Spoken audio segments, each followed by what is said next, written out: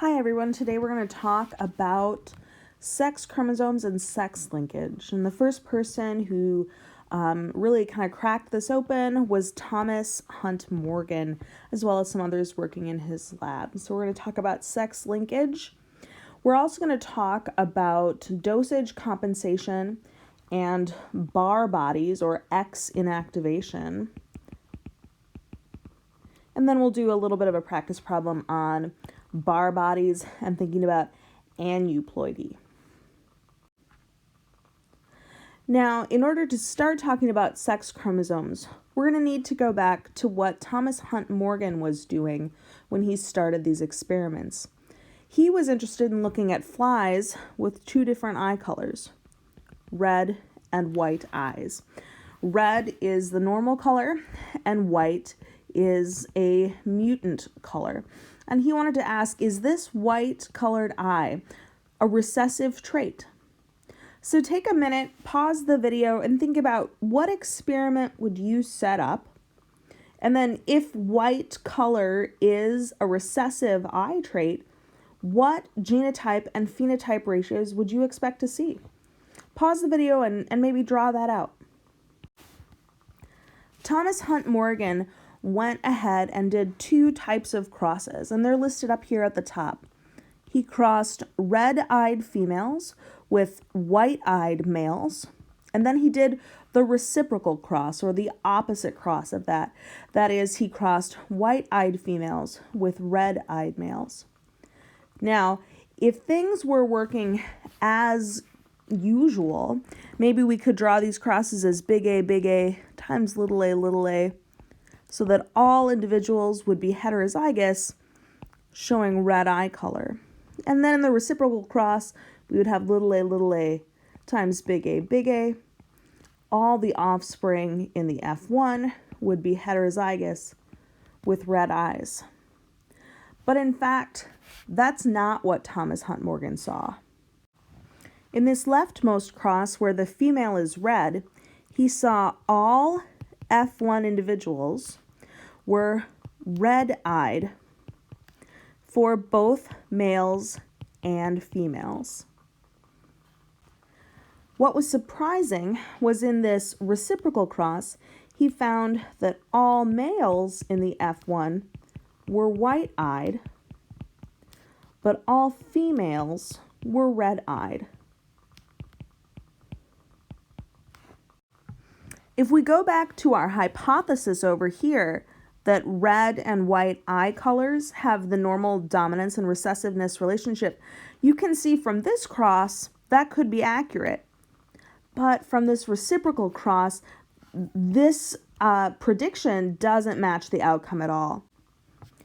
I've erased those original estimations of what the genotypes might be because we need to zoom in on this picture here where the sex chromosomes are shown. Prior to Thomas Hunt Morgan's work, it wasn't apparent that males and females had different numbers of sex chromosomes or that their sex chromosomes would carry different genetic information. But from this cross, Thomas Hunt Morgan and his lab were able to determine that eye color is found on the X chromosome. So let's draw a picture of the X chromosome here. And here is eye color. The Y chromosome, in contrast, does not carry that eye color gene. So if we look at this first cross again, we now know that the female genotype is X plus. That is, she has two copies of the wild type red eyes, and she can make X plus gametes. The male, on the other hand, is white-eyed because he carries one X and one Y. This X is an X little w for white eyes. And the males can make two types of gametes, Y and XW. That means all females in the next generation will have X plus XW genotype, and all males will have X plus Y. In either case, we see red eyes because white eye color is a recessive mutation. It's just a sex-linked recessive mutation. Knowing that, if we look at this reciprocal cross, here the female has 2 copies of XW, and the male is X plus Y. That means males in this F1 generation would receive an XW from the female parent and a Y from the male parent, so that they would only be white-eyed. And females will receive an X plus from their father and an XW from their mother. So again, these will be red-eyed. We know now that white eyes in flies is an X-linked recessive trait. Eye color is not the only trait found on the X chromosome. There are many others, and we'll talk more about some of those examples in some of the practice problems we do. We've talked about meiosis multiple times in the last few weeks. Meiosis occurs when we produce the gametes, which are haploid. So each gamete will contain 23 chromosomes, of which 22 are autosomes, and 1 is a sex chromosome. In females, the sex chromosomes will typically include 2 X's, where in males, the sex chromosomes will typically be X or Y. So the X from the mother, along with the X or Y from the father's gamete, will come together during fertilization, and that will determine whether the zygote develops with male or female sex characteristics. And we can talk more about some of the caveats to that in a little bit. Importantly, though, we need to point out some differences in terminology between the males and females. Here we have homogametic and heterogametic. As we know, homo means same and gametic, gametes. So the female, which makes XX, which has XX chromosomes and thus makes 2 X gametes, is homogametic. In human males, they have X and Y chromosomes, so that they will make 2 different types of gametes, X gametes and Y gametes. Thus, males are the heterogametic sex.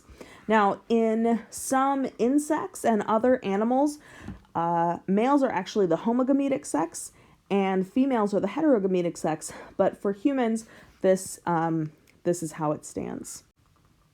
In the lower left here, I'm showing you a cartoon of the X and Y chromosomes. And of course, these are the replicated X and Y chromosomes. In a meiotic gamete, you would expect to see 1 chromatid that's X and 1 chromatid that's Y. So importantly, the X chromosome does not look like an X, nor does the Y chromosome look like a Y. Last but not least, I want to point out that in males who carry, for example, a white eye color mutation, in order to be heterozygous, you'd have to have 2 copies of the gene. This individual would be heterozygous. However, a male doesn't have the opportunity to be heterozygous. Instead, we would call this genotype hemizygous, or single copied with that mutation. Again, on the left here, I'm showing you 2 different ways of visualizing the X and Y chromosomes. And in both cases, again, the X and Y chromosomes are replicated here. So we have 2 sister chromatids. And in fact, that's what we see on the right side of the page as well. We have a replicated X chromosome and a replicated Y chromosome. Now, because sex chromosomes don't share the same information,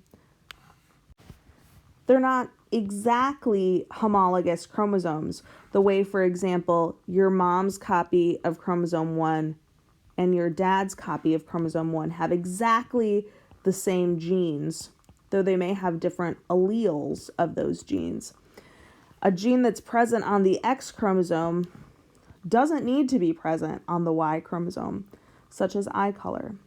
However, there are small regions on the very tips of the X and Y chromosomes that do allow these chromosomes to pair up and a tiny bit of recombination to occur during meiosis. And these regions are called the pseudo-autosomal regions, or as if they were autosomal regions. As I mentioned a few moments ago, in humans, XX heterogametic individuals typically develop into females, and XY individuals typically develop into males. Importantly, in this case, I'm only talking about the biological sex of an individual with each of these chromosomes. This has nothing to do with their sexual orientation or their experience of gender, whether it's binary or non-binary.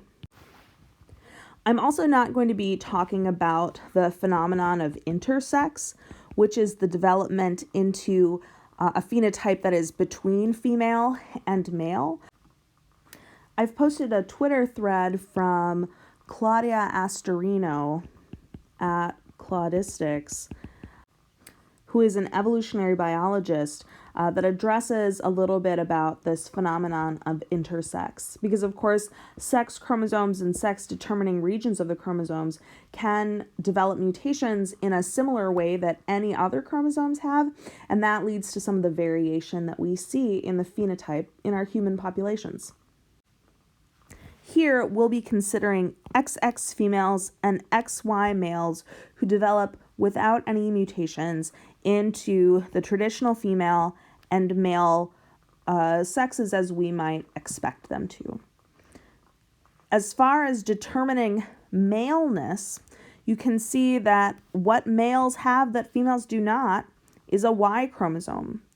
And a single region or gene on the Y chromosome called SRY, or the sex-determining region on Y, is what helps develop some of those sex characteristics that are associated with males. Translation of the SRY protein helps some of the primary male sex characteristics develop and thus helps testosterone be produced inside male bodies. So, on the X chromosomes is all required genetic information. That is, there's no required genetic information on the Y chromosome because females must live without the Y chromosome. The absence of a Y chromosome results in development as a female. In males, fertility depends on information that's found on both the X and the Y chromosomes. And further, extra copies of X, that is more than 2 or more than 1 in males, upsets normal development. This idea of having too much X is going to lead us to the concept of dosage compensation. Females have 2 copies of the X chromosome. Males, on the other hand, only have 1 copy of the X chromosome. Does that mean that females have too much X? Or do males have too little? Either way, XX females and XY males don't have the same amount of gene expression coming from their Y chromosomes. There are several strategies in the world that organisms use to compensate for the different dose of X chromosomes that are present in individuals. In fruit flies, Drosophila, male fruit flies will double the expression of their X chromosome genes so that they reach the level of females who have XX. However, in nematodes, C. elegans, females decrease the expression from each X chromosome so that it's down to half, so that it meets up with the expression in males who only have 1 copy of the X chromosome. In placental mammals, of which humans are an example, one of the X chromosomes in females is inactivated. Shown in the picture at the bottom here, we have an XX individual, and this dark staining spot is a bar body or inactive X.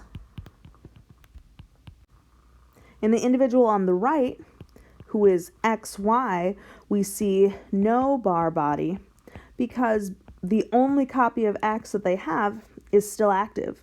And in this way, one X remains active in males and one X remains active in females. Cats are another example of a placental mammal in which X activation occurs. A gene for fur color is found on the cat X chromosome, and from this, we can observe the random way in which X chromosomes are inactivated. For example, in this tortoiseshell cat, she has 2 copies of the fur color gene, one that codes for orange color and one that codes for black fur color. In certain regions of her body, the black X has been inactivated so that we only see orange fur color. In other regions of her body, such as here, the orange has been inactivated, so we only see the black fur color being expressed. That means when you see a tortoiseshell cat or a calico cat, such as the ones shown below, you know that this individual is female because males don't have X inactivation.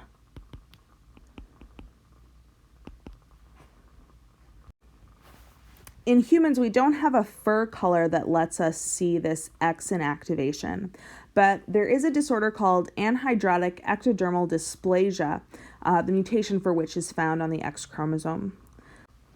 Let's look at these 3 individuals who are each heterozygous for this anhydrotic ectodermal dysplasia mutation.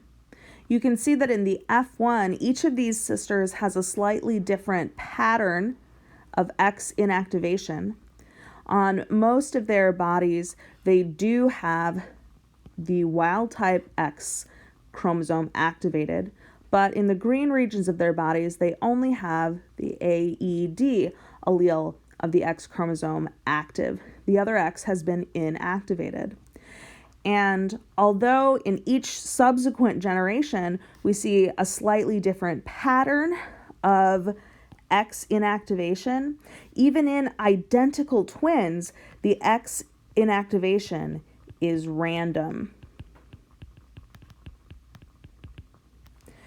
Looking at a real human form, you can see the sort of bands of X inactivation of related cells, the darker staining cells being the ones that are showing the AED phenotype. Thus far, we've talked about sex chromosomes segregating normally, producing XX and XY individuals. However, if during meiosis some of the homologous pairs didn't separate, we could end up with aneuploidy. Another way to say this is that disjunction refers to the appropriate separation of homologous chromosomes, and non-disjunction means that homologous chromosomes will stick together for some reason or another. Aneuploidy is an easy word to figure out. Ploidy, of course, refers to the number of chromosomes. Eu means true. So an individual who is euploid has the expected number of chromosomes. A or an is not. So this individual has an unexpected number of chromosomes. That is, perhaps they have only 21 chromosomes, or maybe they have 24 chromosomes. Because there is no essential information on the Y chromosome, and because there's a second copy of an X chromosome should one be lost, it's not uncommon to have aneuploidy of the sex chromosomes. Check out a diagram of meiosis to determine what type of aneuploidy we would see if non-disjunction occurred during anaphase 1 or if it occurred during anaphase 2. I'm happy to accept questions about this idea over email or in class. Now, if we have non-disjunction of the sex chromosomes, examples of aneuploidy could include Turner syndrome, where the individual develops as a female, but they only have a single X, and then the other chromosome is written as a 0. Klinefelter syndrome, where the individual develops as a male and has a Y chromosome, and then at least 2 X chromosomes. Or triple X females, that is, females who have an additional X chromosome. Take a look at this table that asks us to list the number of Barr bodies, that is the number of inactivated X chromosomes, in human cells. We know that in individuals who have an XX genotype, there will be 1 Barr body. And in individuals with an XY, they will have 0 Barr bodies, so that the sum total is 1 X chromosome. An individual with Turner syndrome, even though they develop as a female, will have 0 Barr bodies because they'll still have a total of 1 X chromosome. A male with Klinefelter syndrome could have 1, 1, 2, 3, or even more Barr bodies, so that we still get a total of 1 X chromosome active in each of these cells. Similarly, triplo X females might have 2, 3, or more X chromosomes inactivated, so that they have a single copy of the X chromosome active in each one of their cells. Please tune into my sex chromosome practice problems video to work out some of the genetic related math problems we can solve now that we know about sex linkage.